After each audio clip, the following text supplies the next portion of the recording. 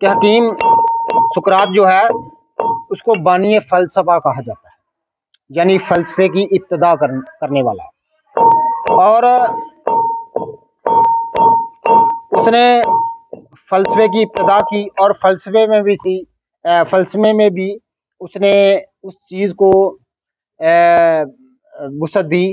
ख़ास तौर पर फ़लसफ़े में शाख जो है उसकी फ़लसफ़े की ख़ास शाख फ़लसफ़ा इलाहिया, यानी अल्लाह पर उसने कलाम किया और अपनी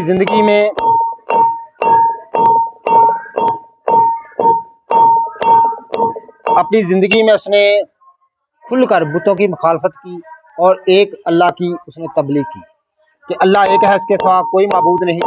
उसी वजह से उसको जहर दिया गया और क्योंकि वो एक लायक इंसान था जिसके नाम पर ये मजून है।